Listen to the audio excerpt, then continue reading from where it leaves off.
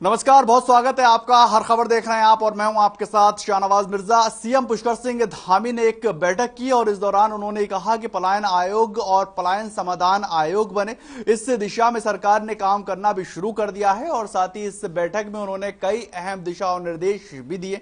CM Dhami ने कहा है कि प्रत्येक ग्राम सभा में एक व्यक्ति नियुक्त होगा जो सभी समस्याओं का समाधान करने के लिए तत्पर रहेगा। साथ ही सीएम का यह कहना है कि राज्य सरकार हर हाल में राज्य में लगातार कोशिश कर रही है कि पलायन रोकने और गांव में रोजगार को उपलब्ध कराने के लिए प्रतिबद्ध है और लगातार हमारी सरकार यह प्रयास कर रही है कि हर गांव तक रोजगार जो है वो उत्पन्न करवाया जाए।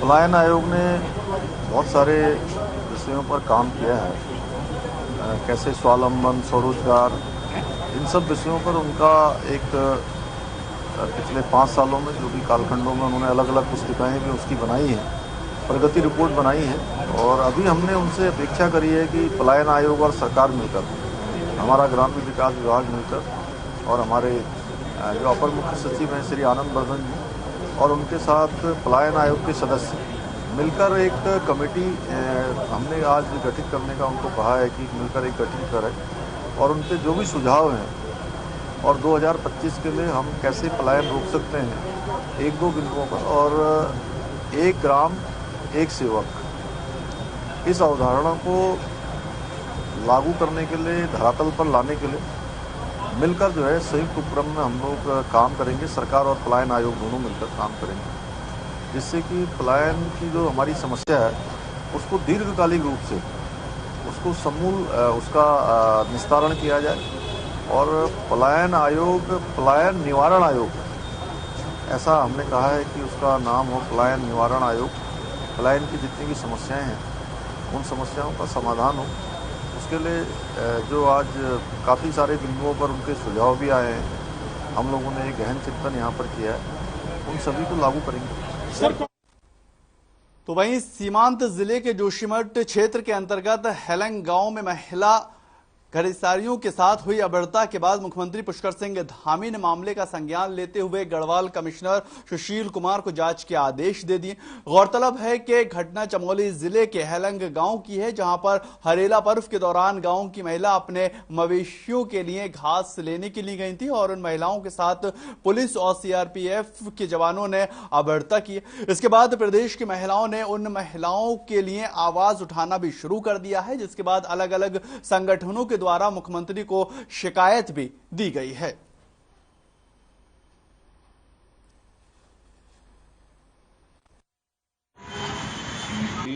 चमोली जिले में वहां की स्थानीय महिलाएं जो अपने चारा पत्ती के लिए नियमित रूप से जंगलों से लाती थी अपने पशुओं के लिए, उनको रोकने का प्रकरण है, उनको पुलिस द्वारा रोका गया कथित तौर पर। तो इसके लिए माननीय मुख्यमंत्री जी ने बड़ी संवेदनशीलता दिखाते हुए जो गढ़वाल कमिश्नर है उनको जांच के आदेश दिए हैं और इसके बाद जांच के बाद जो भी मामला सामने आएगा उसके अनुसार कार्रवाई होगी। बहुत देर कर दी हुजूर आते आते। मुख्यमंत्री जी से मैं कहना चाहती हूँ 16 जुलाई की खबर है और आपके आदेश आते आते 21 और 22 जुलाई हो गया है। तो ऐसे में कहीं ना कहीं जो आपकी सलाहकार टीम है उसकी मुस्तैदी में कोई कमी दिखाई पड़ती है। निश्चित रूप से आपके ऊपर तो पूरे प्रदेश की जिम्मेदारी है, तो कहां कहां की खबर आप रखेंगे। लेकिन एक ऐसी खबर जिसने रातों रात जलजला ला दिया था सोशल मीडिया से लेकर प्रिंट मीडिया और इलेक्ट्रॉनिक मीडिया में, वो आप तक इतनी देर से पहुंचाई गई, ये मेरे लिए सोचनीय विषय है। आपने, चलिए धन्यवाद है। उधर हल्द्वानी में कांग्रेस की ओर से केंद्र सरकार के खिलाफ लगातार जमकर प्रदर्शन किया गया है और कांग्रेस के राष्ट्रीय कार्यकारी अध्यक्ष सोनिया गांधी से ईडी के द्वारा की जा रही पूछताछ के विरोध में कांग्रेस के नेताओं ने बड़ी संख्या में एसडीएम कोर्ट पहुंचकर सरकार के खिलाफ नारेबाजी की। राष्ट्रपति को ज्ञापन भेजते हुए कांग्रेस के नेताओं ने यह आरोप लगाया है कि केंद्र की भाजपा सरकार सीबीआई और ईडी का लगातार दुरुपयोग कर भाजपा संगठन की तरह काम करती हुई नजर आ रही है। खुलेआम जैसे औपचारिक अनौपचारिक तरीके से ऐसा लग रहा है जैसे कि भारतीय जनता पार्टी के संगठन बन चुके हैं। ईडी हो, सीबीआई हो, इनकम टैक्स हो, विपक्ष को दबाने की बड़ी साजिश है। लेकिन ये भूल रहे कि ऐसे परिवार के साथ ये प्रयास कर रहे हैं जिस परिवार में भारत की आज़ादी की लड़ाई से लेके भारत के निर्माण में बहुत सर्वोच्च बलिदान दिए। तो इसलिए ईडी और सीबीआई से कांग्रेस या सोनिया जी, राहुल जी नहीं डरने वाले हैं। देखिए, सर्वविदित हो गया है पूरे देश के अंदर, जब भी विपक्ष जनता के ज्वलंत प्रश्नों को लेकर सड़क से लेकर सदन में उतरता है, चाहे बेरोजगारी का मुद्दा हो, चाहे महंगाई का हो, जिस तरीके से जीएसटी से व्यापारियों का उत्पीड़न हो रहा है, चाहे बुनियादी सुविधाएं जिसमें हम सड़क से लेकर बिजली, स्वास्थ्य की बात करते हैं, शिक्षा की बात करते हैं, तो हमने देखा है कि जनता को दिग्भ्रमित करने के लिए और जनता का ध्यान इन प्रमुख मुद्दों से हटाने के लिए जो हमारी संवैधानिक संस्थाएं हैं, उसके माध्यम से विपक्ष की छवि को धूमिल करने की कोशिश की। उधर हल्द्वानी में डॉक्टर सुशीला तिवारी राजकीय चिकित्सालय के सभागार में मानव तस्करी और देह व्यापार रोकथाम को लेकर 1 दिवसीय प्रशिक्षण कार्यक्रम का आयोजन किया गया है। राज्य महिला आयोग की उपाध्यक्ष सायरा बानू की अध्यक्षता में प्रशिक्षण कार्यक्रम के तमाम वक्ताओं ने अपने विचार भी व्यक्त किए हैं, जिसमें मुख्य रूप से मानव तस्करी के खिलाफ लंबे समय से कार्यरत एक्टिविस्ट ज्ञानेंद्र कुमार ने भी अपने विचारों को रखा। इसी मौके पर कई गणमान्य लोग भी वहां पर मौजूद रहे, वो अपने विचारों को रखते हुए नजर आए हैं।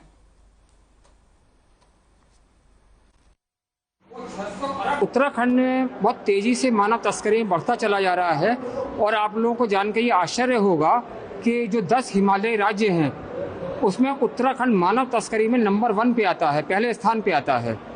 तो जाहिर सी बात है कि स्थिति बहुत ज़्यादा गंभीर है और यहाँ पर जिन जिन कारणों की वजह से मानव तस्करियाँ हो रही हैं उसमें बहुत सारी वजह हैं, चाहे सेक्स वर्किंग को लेके हों, चाहे वो किसी तरीके के कमर्शियल एक्सप्लॉयटेशन को लेके हों, चाहे वो सेक्सुअल एक्सप्लॉयटेशन को लेके हों। यहाँ पर लगभग हर तरीके की गतिविधियाँ लगातार बढ़ती ही चली जा रही हैं। बिल्कुल चिंता है और इसलिए हमने 1 दिवसीय प्रशिक्षण कार्यक्रम रखा है और ये मानव तस्करी को लेकर है और इसमें देह व्यापार को रोकना है और किस वजह से होता है, किस कारण से होता है मानव तस्करी, उसका प्रशिक्षण ज्ञानेंद्र कुमार दे रहे हैं।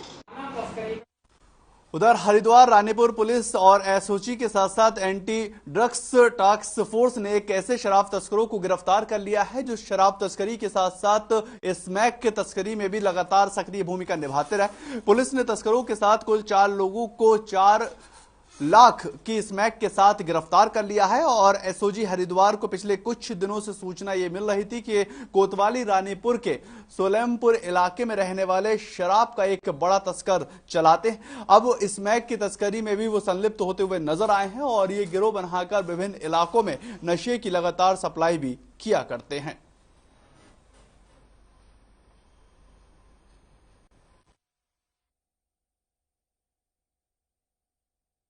रानीपुर क्षेत्र में ये हमारा जो गोविंदपुरा एरिया पड़ता है, यहाँ पे 4 कुख्यात लोग हमें टिप मिली थी। ये एक कंबाइन एफर्ट था एडीटीएफ, सीआईयू और रानीपुर पुलिस का। तो हमें सूचना मिली कि यहाँ पे स्मैक का जैसे आदान प्रदान हो रहा है।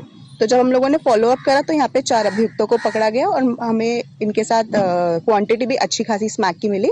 एक के पास 110 ग्राम, दूसरे के पास 50 ग्राम और बाकी दोनों के पास 20-20 ग्राम के अराउंड स्मैक मिला। तो ये चारों लोगों के नाम है राजा उर्फ इरफान है एक, दूसरा ये मुशर्रफ पुत्र रियासत है, तीसरा अश्विनी पुत्र राजकुमार है और चौथा सचिन सन ऑफ महिपाल है। चारों गिरफ्तार। तो जो ये हमारा पहला जो मेन कल्प्रिट है जिसके पास से 110 ग्राम स्मैक मिली है, ये यहाँ का कुख्यात है। ये जनरली पहले तो अल्कोहल, इलीगल दारू का, शराब का बिजनेस करता था और इसके ऊपर अभी तक के। उधर हरिद्वार के जगजीतपुर स्थित श्री प्राचीन सिद्धेश्वर शिव मंदिर की भूमि पर कब्जा करने का मामला निकलकर सामने आ रहा है। इसमें 2 पक्ष आमने सामने आते हुए भी नजर आए। एक पक्ष का यह आरोप है कि व्यवस्था के बहाने मंदिर की भूमि पर दुकानें बनाने का कार्य लगातार किया जा रहा है, जो बिल्कुल भी अनैतिक है और इसका दावा है कि इस कार्य को बिल्कुल भी बर्दाश्त नहीं किया जाएगा और जो भी हमें आंदोलन करना पड़ेगा वो भी हम करके रहेंगे। तारीख की रात को वो असाजे ये जो मंदिर प्रकरण मामला चल रहा है शिव जी का, इसमें क्या है कि ये कुछ लोग इसको अपना निजी मंदिर बता रहे हैं, जो कि पूर्णतः गलत है। ये जो मंदिर बना हुआ है वो बंजर भूमि है, 425 कसरा नंबर है, जो कि ग्राम पंचायत का नंबर है। हमारा परिवार इसका संचालन करता आ रहा है, सुचारू रूप से चल रहा है, गाँव वालों को कोई दिक्कत नहीं है। अभी थोड़े दिन पहले ही हमने वहाँ पे कार्य शुरू करने की, मतलब वहाँ पे सामान आप लोग देख सकते हैं, कार्य कराने की शुरू की। उन्होंने झगड़ा उठाने के लिए कहा कि हम लोग वहाँ पे दुकानें बना रहे हैं। आप लोग बताइए कि मंदिर का इतने 58 साल हो गए, 60 साल हो गए, जब अब तक हम कोई यूज नहीं कर रहे और उन पेपरों में साफ साफ लिखा हुआ है कि हम लोग इस चीज के लिए यूज नहीं करेंगे, तो हम कोई भी कानून की भी। उधर हरिद्वार में कांवड़ मेला अपने पूरे शवाब पर नजर आ रहा है। पैदल कांवड़ियों के बाद अब बड़ी तादाद में डाक कांवड़िया भी हरिद्वार पहुंचते हुए नजर आए। कांवड़ियों के स्वागत को लेकर उत्तराखंड सरकार के साथ साथ स्थानीय पुलिस प्रशासन भी लगातार जुटा हुआ है और इसी क्रम में आज स्थानीय प्रशासन के द्वारा हरिद्वार पहुंचने और कांवड़ियों पर हेलीकॉप्टर से पुष्प वर्षा करके उनका स्वागत भी किया जा रहा है, ताकि कांवड़ियों को ये संदेश दिया जा सके कि स्थानीय पुलिस प्रशासन उनके स्वागत के लिए पूरी तरह से मुस्तैद और तैयार है। 2 बजे के बाद से पूरे कांवड़ मार्ग पर और हर के पड़ी क्षेत्र में जो हमारे करोड़ों की तादाद में श्रद्धालु आ रहे हैं उन पर पुष्प वर्षा की जाएगी। उत्तराखंड के अंदर कांवड़ यात्रा के मद्देनजर पुलिस प्रशासन काफी अलर्ट मोड में होता हुआ नजर आ रहा है, जिसका अब यह असर हुआ है कि राज्य के सीमांत यानी कि लक्सर से सटी राज्य की सीमाओं पे ये नजर आने लगे। पुलिस के द्वारा लगातार वाहनों को चेकिंग की जा रही है और उनके ऊपर पैनी नजर रखी जा रही है। इसके साथ ही कांवड़ मार्गों पर ड्रोन कैमरे से भी पुलिस लगातार निगरानी रख रही है और इसी क्रम में लक्सर के खानपुर थाना क्षेत्र के अंतर्गत उत्तराखंड और उत्तर प्रदेश की सीमाओं पर स्थित बालावाली और बड़ीबाल बॉर्डर सिक्योरिटी पॉइंट को चिन्हित कर उत्तराखंड पुलिस लगातार मुस्तैदी रखे हुए है और आवाजाही का निगरानी कर रही। वहीं लक्सर पुलिस क्षेत्र अधिकारी हेमेंद्र सिंह नेगी ने यह बताया है कि लक्सर में पुलिस प्रशासन द्वारा 9 सेक्टर बनाए गए हैं, जिन पर 9 दरोगाओं की तैनाती की गई, जिनके अंडर में लगभग 100 पुलिस कर्मियों की तैनाती भी की गई है।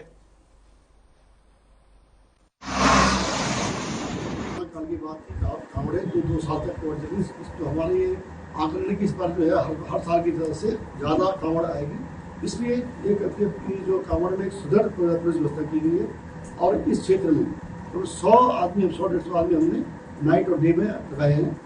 इसको क्षेत्र में 9 सेक्टर बांटा हुआ है और पूरा जो है जगह जगह सेक्टर इंचार्ज जो है दरवाजे बना रखे हैं, उनके साथ में सफाई करके जो पूरी जगह जगह सफाई खड़े करके अपने एक लाइन पे ही चलना पड़ेगा। ये जो लक्सर जो हमारा निकल रास्ता है ये सिर्फ कांवड़ के आने के लिए है, जाने के लिए नहीं है।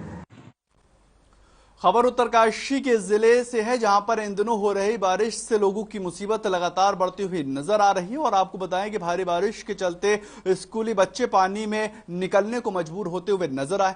उत्तरकाशी में आज से 3 दिन तक बारिश का अलर्ट जो है वो जारी कर दिया गया है और जिले में बारिश से आम जनजीवन जो है वो अस्त व्यस्त होता हुआ भी नजर आ रहा है।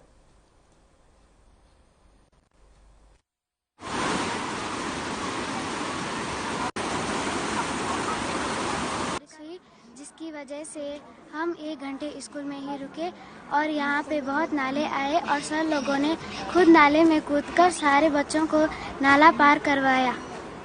अतिवृष्टि के कारण सभी छात्र छात्राओं को हमने लगभग 1 घंटा रोक के रखा। उनके बैग भी विद्यालय में रखवाए ताकि वो सकुशल, जब बारिश हल्की हुई तो उनको विद्यालय से छुट्टी की गई ताकि वो सकुशल अपने घर पहुंच सके।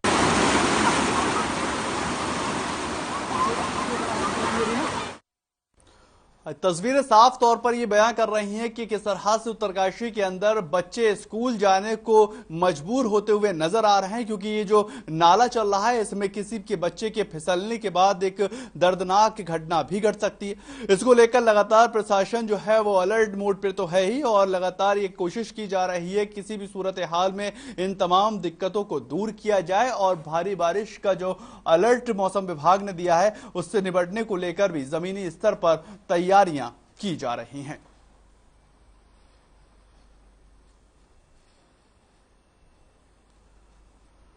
राष्ट्रपति चुनाव में एनडीए की प्रत्याशी द्रौपदी मुर्मू की भारी मतों से जीत को लेकर भारतीय जनता पार्टी में लगातार खुशी की लहर बनी हुई है और इसी कड़ी में जसपुर में भारतीय जनता पार्टी के नेताओं और कार्यकर्ताओं ने झंडा चौक पर जोरदार नारेबाजी कर आतिशबाजी की और अपनी खुशी का इजहार करते हुए मिठाइयां बांटी हैं। इस मौके पर भारतीय जनता पार्टी के नेता और पूर्व विधायक डॉक्टर शैलेंद्र मोहन सिंगल ने यह बताया है कि भारतीय जनता पार्टी की सरकार ने एक आदिवासी महिला को राष्ट्रपति पद पर पहुंचाया। साथ ही प्रधानमंत्री नरेंद्र मोदी की ओर से भारतीय जनता पार्टी के कार्यकर्ताओं ने जिस तरह से सम्मान किया जा रहा है, इससे भारतीय जनता पार्टी की नीतियां जग जाहिर है और नीति साफ नजर आ रही, जिससे कार्यकर्ताओं में खासा उत्साह बना हुआ है और कार्यकर्ता जश्न मनाते हुए नजर आ रहे हैं।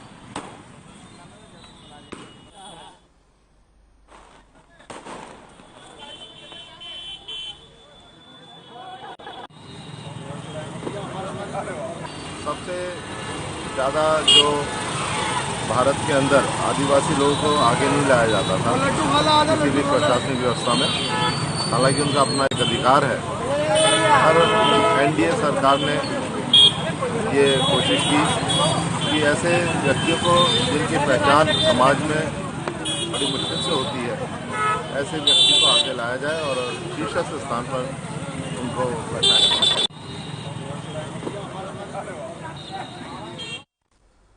उधर एनडीए की तरफ से राष्ट्रपति पद की प्रत्याशी द्रौपदी मुर्मू के चुनाव में भारी मतों से विजय होने पर भाजपाई जो है वो खुशी की लहर में डूबे हुए हैं। मसूरी भाजपा मंडल की ओर से शहीद भगत सिंह के चौक पर राष्ट्रपति पद पर एनडीए की जीत का जश्न लगातार मनाया गया है और इसी मौके पर भाजपा मंडल के महामंत्री कौशाल सिंह राणा ने कहा कि भारतीय जनता पार्टी की सरकार ने एक आदिवासी महिला को राष्ट्रपति पद पर पहुंचाया है और ये इतिहास है कि भारतीय जनता पार्टी दबे और कुचले वर्गों को भी आगे लाने की पूरी कोशिश कर रही है।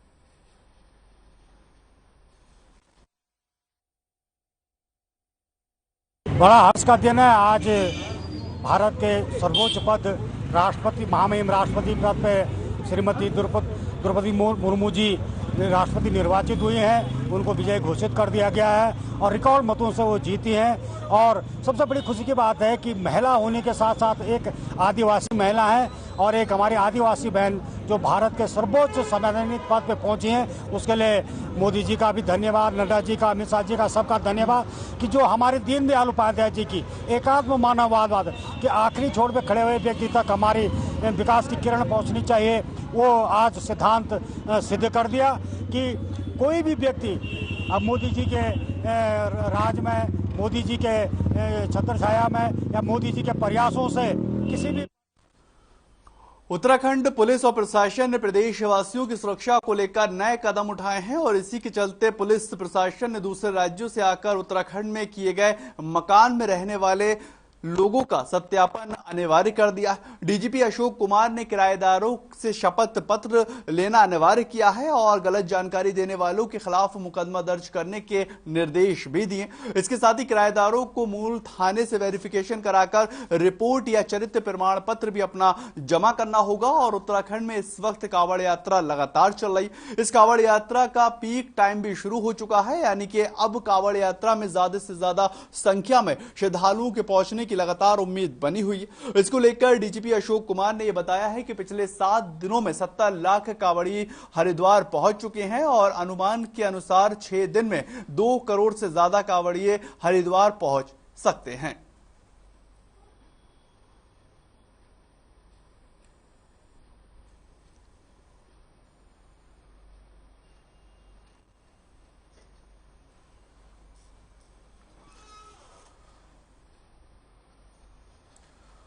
देहरादून के नवनियुक्त वरिष्ठ पुलिस अधीक्षक दिलीप सिंह कुमार ने राजधानी देहरादून की कमान संभालते ही क्राइम रेट और युवाओं से बढ़ते नशे की लत के साथ साथ ट्रैफिक की व्यवस्था और जमीनों पर कब्जा करने के लिए भूमाफियाओं जैसे गंभीर मुद्दों पर एक्शन मोड में नजर आते हुए नजर आए। ऐसे तमाम मुद्दों पर एसएसपी दिलीप सिंह कुमार से खास बातचीत की हमारे संवाददाता हिमांशु बरमोला ने। आखिर क्या कुछ उन्होंने कहा, आपको सुनवाते हैं। इस वक्त हमारे साथ मौजूद हैं देहरादून जिले के नवनियुक्त एसएसपी दिलीप सिंह कुमार। सर, आपका बहुत बहुत धन्यवाद। सर, आपको नई जिम्मेदारियां मिली हैं और आपकी सबसे पहली प्राथमिकताएं क्या होंगी इस जिले को लेकर? मैंने 4 कोर एरियाज को अपने प्राथमिकताओं में गिना है। Number 1 traffic management. इसमें बहुत सारी संभावनाएं हैं और इसको हम कॉम्प्रिहेंसिव तरीके से जितने भी स्टेक होल्डर्स हैं सबके साथ बैठ करके बहुत प्रभावी कार्रवाई करेंगे, जिससे कि यहाँ के ट्रैफिक में कोई दिक्कत ना आए, सुगमता के साथ ट्रैफिक चलती रहे और जो शहरी क्षेत्र जो रोड साइड का जो पॉल्यूशन है वो उसमें कमी आए। दूसरा है आपका ड्रग्स के इलाके में क्षेत्र में बहुत प्रभावी कार्य करने की ज़रूरत है। इसमें पहले तो परिवार के लेवल पर, दूसरा शैक्षणिक संस्थानों के लेवल पर, तीसरा पुलिस का इन्वॉल्वमेंट और चौथा जो हमारे एनजीओज हैं उनका, इन 4 लेवल पर हम लोग कार्रवाई करेंगे, काउंसलिंग करेंगे, मेडिकल एड देने की प्रयास करेंगे और इसके बावजूद जो सुधरेंगे नहीं तब कार्रवाई होगी जो एडिक्टर्स हैं। तीसरा मेरा जो कोर एरिया है वो आपका है जन शिकायतों का निस्तारण। जो भी शिकायत, एक तो मेरा निवेदन है कि जन सामान्य से आप अपनी शिकायत अपने आप अकेले आकर के पुलिस को बताइए, किसी बिचौलिए को लेकर के मत आइए। बिचौलिए जो हैं बहुत गलतफहमी पैदा करते हैं और वो आपके मामले को लेकर के अपने निहित स्वार्थ को सिद्ध करने का प्रयास करते हैं, नंबर 1। दूसरा, शिकायत पुलिस के पास जो भी आएगी, शिकायत प्राप्त के बाद आधा घंटे के अंदर पुलिस मौके पर पहुंचेगी, मौके पर पहुंच करके उसकी तहकीकात करेगी और इसमें जो भी फर्दर जो विधिक कार्रवाई हो सकती है वो की जाएगी। चौथा इलाका है प्रॉपर्टी डिस्प्यूट्स का निस्तारण। उसमें डीएम साहब से मेरी बात हो गई है और जिलाधिकारी महोदया ने अपने कार्यालय में प्रत्येक सोमवार को 11 बजे से लेकर के 1 बजे बीच इस तरह के मामले, जो प्रॉपर्टी डिस्प्यूट वाले मामले हैं, शिकायतें हैं, उनका निस्तारण करने का उन्होंने एक शेड्यूल बनाया है। दूसरा, हम दोनों के बीच ये सहमति बनी है कि जनपद स्तर पर, जनपद में तहसील स्तर पर एक कमेटी का हम सृजन करने जा रहे हैं, जिसमें आपके पटवारी, एसडीएम, सीओ साहिबान, तहसीलदार, थाना प्रभारी, पटवारी साहिबान रहेंगे और जो प्रॉपर्टी से संबंधित जो मामले हैं उनका जो भूलेखी पक्ष है उसका एग्जामिन करेंगे और तदनुसार फिर उसको जो फैक्ट सामने आएगा उससे फिर फर्दर इसमें लीगल कार्रवाई की जाएगी। सर, नशे की प्रवृत्ति को हम देहरादून में एक बहुत ज़्यादा बढ़ावा मिल चुका है, इसको रोकने के लिए पुलिस किस तरीके से कार्रवाई करेगी? मैंने बताया ना आपको, इसके चार कंपोनेंट हैं। एक तो सबसे बड़ी दिक्कत है कि पेरेंट्स अपने बच्चों, पेरेंट्स की मॉनिटरिंग, सुपरविजन परिवार के लेवल पर ख़त्म हो गया है। वो अपने बच्चों को जो है प्रॉपर मॉनिटरिंग नहीं कर रहे हैं। बच्चा बिगड़ रहा है, स्कूल में नहीं पढ़ने जा रहा है, तो वो कहीं ना कहीं एक खामी परिवार के लेवल पर है। उसको, इस कमी को, जो एक संवाद बच्चा और पेरेंट्स के बीच में होना चाहिए, उसको फिर पुनर्जीवित करने की ज़रूरत है और ज़रा पेरेंट्स को अवेयर करने की ज़रूरत है। एक तो नंबर 1। दूसरा जो है आपका, जो जहाँ शैक्षणिक संस्थानों में बच्चे पढ़ रहे हैं वहाँ टीचर्स जानते हैं कि कौन बच्चा जो है एबनॉर्मल बिहेव कर रहा है। एबनॉर्मल बिहेव वही करता है जो नशा करता है। नशा चाहे ड्रग्स का हो, चाहे शराब का हो, चाहे आपका एनडीपीएस का हो, तो वो उस लेवल पर हम आइडेंटिफाई करेंगे, उस लेवल पर काउंसलिंग की जाएगी, आइडेंटिफाई करके वो हमको बताएंगे, उनको पेरेंट्स को बताया जाए और पेरेंट्स और टीचरों के बीच में जो संवाद होना चाहिए उसको पुनर्स्थापित करने के प्रयास करेंगे। दूसरा लेवल ये हो गया। तीसरा लेवल हमारा है पुलिस के लेवल पर। जब मामला, हम क्या कर रहे हैं कि एक ड्रग एडिक्ट को आइडेंटिफाई कर रहे हैं, उनका प्रोफाइल तैयार करेंगे, उनके पेरेंट्स को आइडेंटिफाई करेंगे, उनकी काउंसलिंग करेंगे, ठीक है, और उनको पर्याप्त मेडिकल एड देने का, उनको जो भी मेडिकल एड के माध्यम से उनको रिहेबिलिट करने का एक जो प्रयास हो सकता है वो हम करेंगे। चौथा लेवल है हमारा है एनजीओज का इन्वॉल्वमेंट। तो इसमें कुछ बहुत सारे एनजीओज भी ड्रग्स के क्षेत्र में काम कर रहे हैं, उनको इन्वॉल्व कर करके और ये बच्चों को आइडेंटिफाई करके उनको काउंसलिंग करा करके उनको मेडिकल एड देने के लेकर के जो भी कार्रवाई हो सकती है उनको भी इन्वॉल्व करेंगे। ये 4 कंपोनेंट इसमें काम करेंगे। काफ़ी प्रयास के बाद अगर जो बच्चा सुधरता नहीं है तो उनके खिलाफ विरुद्ध फिर विधिक कार्रवाई की जाएगी और इसमें आइडेंटिफाई जब हम करेंगे, इसमें सब कार्रवाई होगी तो इसके कहीं के सकारात्मक परिणाम सामने आएंगे। बहुत बहुत धन्यवाद सर आपका। तो ये थे देहरादून के नवनियुक्त एसएसपी दलीप सिंह कुंवर, जिनका साफ कहना है कि आपको अगर शिकायत करनी है तो सीधे पुलिस के पास आइए और बिचौली के पास न जाकर पुलिस से शिकायत करिए। कैमरामैन गगनदीप सिंह के साथ मैं हिमांशु वर्मोला, हर खबर देहरादून। चलिए फिलहाल इस बुलेटिन में इतना ही। ताज़ा खबरों के लिए आप लगातार बने रहें हर खबर के साथ।